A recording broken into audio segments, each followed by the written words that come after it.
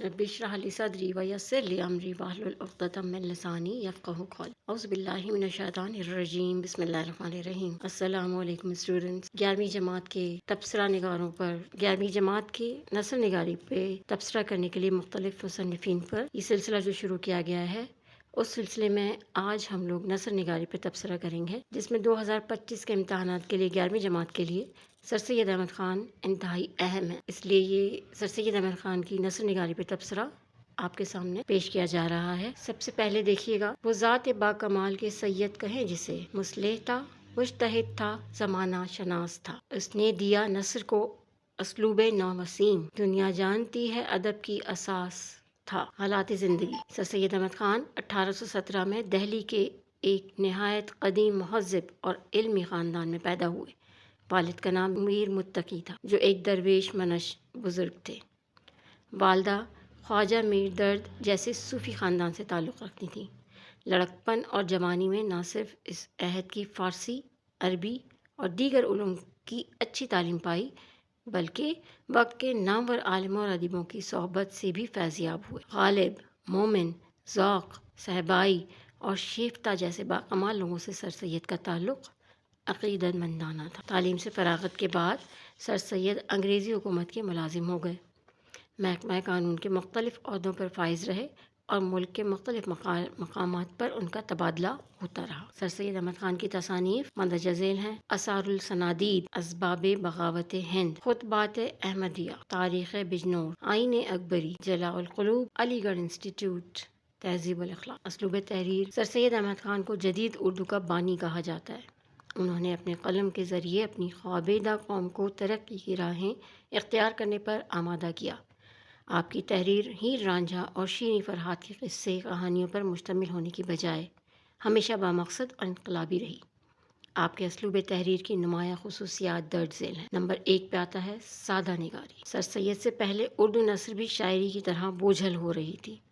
ادائے مطالب میں تشبیہات اور استعارات کا رواج عام تھا۔ سر سید نے نثر کو تکلفات اور بے جا طوالت سے پاک کر کے سادہ مگر سنجیدہ انداز بخشا اور خشک قسم کے علمی، ادبی، دینی اور معاشرتی مسائل کو ایسے سادہ اور رواں انداز میں بیان کیا کہ پڑھنے والے اکتاہٹ محسوس نہیں کرتے۔ نمبر 2 پہ آ جاتا ہے عامیانہ پن۔ سر سید کی تحریر میں کہیں کہیں زبان کا پرانا پن پایا جاتا ہے، کبھی کبھی اسلوب میں ڈھیلا پن بھی آ جاتا ہے۔ بعض اوقات وہ قواعد زباں کی پابندی بھی بے نیاز ہو جاتے ہیں، قواعد زباں کی پابندی سے بھی بے نیاز ہو جاتے ہیں۔ عامیانہ الفاظ کا استعمال بھی ان کے ہاں ملتا ہے۔ نمبر 3 پہ آ جاتا ہے انگریزی الفاظ کا استعمال۔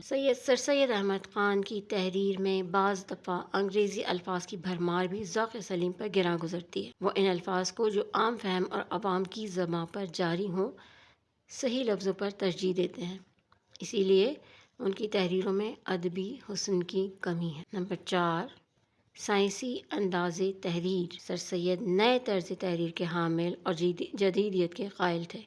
ان کا طرز تحریر سائنٹیفک ہے۔ نمبر 5 قوت استدلال۔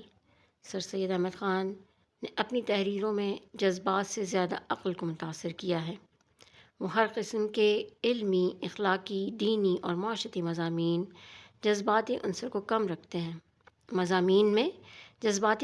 رکھتے ہیں بلکہ استدلالی انداز میں دلیل سے وزن پیدا کرتے ہیں اور منطقی ربط کے ساتھ اپنی بات آگے بڑھاتے ہیں۔ اس طرح وہ اپنی بات مربوط انداز میں صاف ستھرے طریقے سے ادا کرتے ہیں۔ نمبر 6 ادبی چاشنی۔ موضوع کتنا بھی علمی، فکری اور تحقیقی ہو، سر سید احمد خان اپنے طرز تحریر سے اسے دلچسپ اور پر لطف بنا دیتے ہیں۔ ان کے اسلوب میں خشکی اور بے لطفی نہیں بلکہ ان کی زبان و بیان میں ایک ادبی چاشنی کی حلاوت موجود رہتی ہے۔ اس طرح قاری پوری دلچسپی کے ساتھ ان کی تحریروں کا مطالعہ کرتا ہے۔ نمبر 7 مقصدیت۔ سر سید احمد خان کو زندگی کا خادم سمجھتے ہیں۔ سر سید احمد خان ادب کو زندگی کا خادم سمجھتے ہیں، اس لیے محض عبارت آرائی اور انشا پردازی کبھی ان کا مقصد نہیں بنی۔ چنانچہ ان کا علمی و فقہی اسلوب تحریر تنقید نگاری کے لیے نہایت مناسب اور موزوں ہے۔ جس طرح وہ ایک متوازن نقاد تسلیم کیے جاتے ہیں، اسی طرح ان کا طرز تحریر بھی متوازن اور معتدل ہوتا ہے اور مقصدیت کی شان رکھتا ہے۔ نمبر 8 بے ساختگی و برجستگی۔ سر سید احمد خان نے اکثر علمی، فکری اور تنقیدی موضوعات پر قلم اٹھایا۔ اس کے لیے انشا پردازانہ اسلوب سے تحریر کے بجائے بے ساختہ، سادہ اور برجستہ بات کہنا زیادہ مناسب ہوتا ہے۔ چنانچہ سر سید احمد خان کے ہاں اس بات کا خاص خیال رکھا گیا ہے کہ وہ لفظی شان و شکوہ دکھانے کے بجائے اصل توجہ اس بات پر دیتے ہیں کہ ان کی بات بہتر طور پر قاری کی سمجھ میں آ سکے۔ نمبر 9 پہ ذہنی انقلاب۔ سر سید نے اپنی مضمون نگاری کے ذریعے برصغیر کے روایتی سماج میں طاری جمود کو توڑا اور ایک عظیم ذہنی انقلاب برپا کر دیا۔ سر سید کو علی گڑھ سے بے حد لگاؤ تھا۔ سر سید نے اپنے رفقا کی مدد سے اردو زبان ادب کے ذریعے قومی شعور بیدار کرنے کی کامیاب کوشش کی۔ بقول الطاف حسین حالی، سر سید کی مثال اس مضطرب شخص کی سی ہے جس کے گھر میں آگ لگی ہو اور وہ اسے بجھانے کے لیے ہمسایوں کو پکارے۔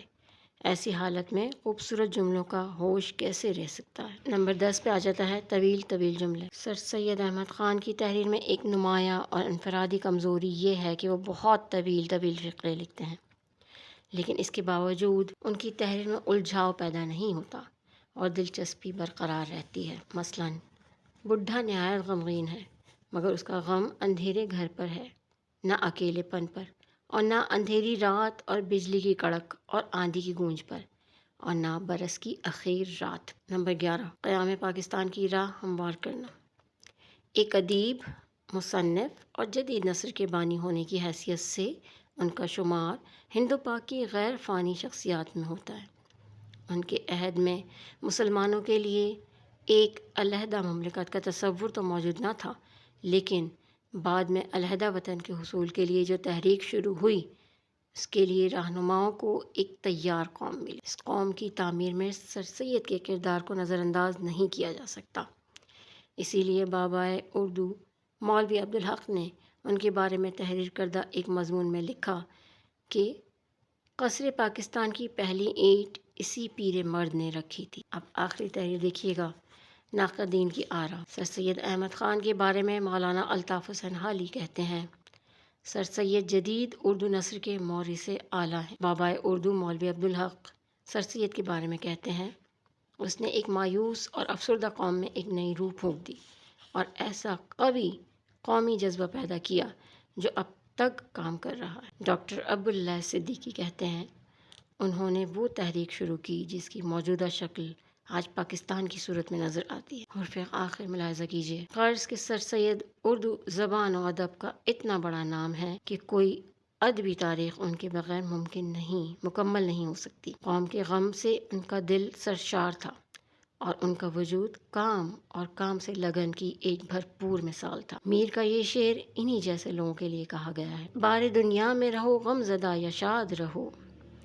بار دنیا میں رہو غم زدہ یا شاد رہو، ایسا کچھ کر کے چلو یہاں کہ بہت یاد رہو۔ پیارے بچوں، امید ہے آپ کو سر سید احمد خان کی نثر نگاری پہ تبصرہ پسند آیا ہوگا۔ آپ اس سے اپنے آئندہ آنے والے امتحانات میں مدد لیجیے۔ اسے یاد کیجیے، 2025 کے اردو کے امتحانات کی 11ویں جماعت کے لیے یہ انتہائی اہم تصور کیا جا رہا ہے۔ امید ہے آپ کو اس سے کافی مدد ملے گی۔ آئندہ میرے ساتھ جڑے رہیے، اگلا انشاءاللہ بہت جلد نثر نگاری پہ تبصرہ آپ کی خدمت میں پیش کروں گی۔ تب تک کے لیے اللہ حافظ، السلام علیکم۔